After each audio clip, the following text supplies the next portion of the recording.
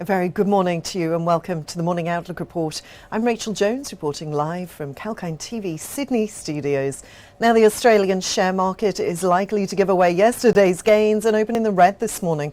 According to the latest SPI futures, the ASX 200 is expected to open 74 points lower or 1% lower this morning. At the closing bell yesterday, the S&P ASX 200 was 0.6% higher. That's 44 points higher at 7,206. The best performing sector was the tech sector. They were up 2.2%. The worst performing sector was utilities, down 0.7%. The best performing stock was Hub24. Their shares closed 9.9% higher at $27.11. The worst performing stock was Domino's Pizza. Their shares closed 14% lower at $86.13. Now looking to some news from today, the impact of Delta lockdowns and the emergence of the Omicron strain drove the Qantas group to its fourth consecutive half-yearly statutory loss of the pandemic. But with some tailwinds accelerating balance sheet repair. The company's revenue rose 31.9% to $3.07 billion. However, it still reported a net loss of $456 million, an improvement on the $1.06 billion loss a year ago. Its underlying loss after tax was $1.28 billion, beating consensus forecasts for a $1.36 billion loss.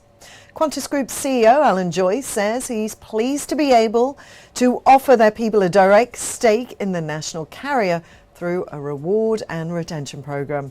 It means those who have helped them through the recovery can share in their success. And jewellery chain Levis's revenue increased 48.3% in the half year to $217.8 million, with comparable store sales up 21.5% on the prior corresponding period. The company's gross profit increased 50.5% to $170.7 million, and EBITDA rose 46.2% to $57.9 million. Levis reported net profit after tax of $36.7 million, up 70.3% on the prior corresponding period. The company declared an interim dividend of 37 cents compared to 20 cents in the prior corresponding period.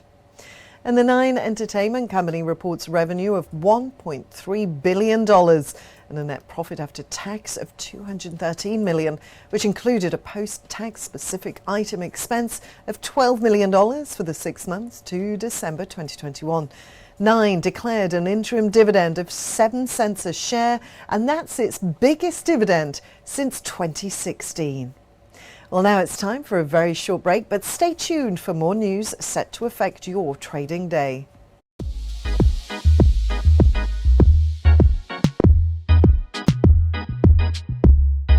Hi there, James Preston for Kalkine TV. Are you into gaming and virtual reality? Does AI and the endless possibilities it entails capture your interest?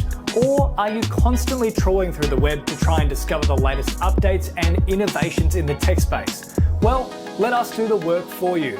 From the latest product launches to shocking affairs on the World Wide Web, exclusive interviews and information about the top companies like Apple and Google to brand new tech startups vying for your attention. Kalkine's Tech Beat has the latest in what matters in the world of technology. Join me every single Thursday on the Tech Beat, exclusive to Kalkine TV.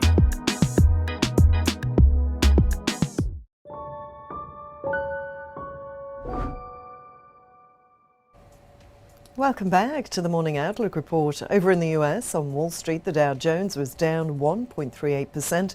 The S&P 500 fell 1.84% and the Nasdaq ended 2.57% lower. In the global markets, the Stoxx 50 ended 0.28% lower. The FTSE closed up 0.053%. The DAX slipped 0.42% and the CAC ended 0.10% lower. Oil prices traded on a mixed note yesterday, and that's amid supply concerns concerns. Brent crude settled unchanged from Tuesday's close at $96.84. WTI settled up 0.21% at $92.10 a barrel after earlier falling as much as 1.9% and rising 1.7% all in the same day. Rising Russia-Ukraine tensions boosted the safe haven asset. Gold added 0.5% to $1,907 an ounce. That's all for our Morning Outlook report here on Kalkine TV. Have a great day trading and stay tuned for more market updates and economic news live throughout the day. This is Rachel signing off for now.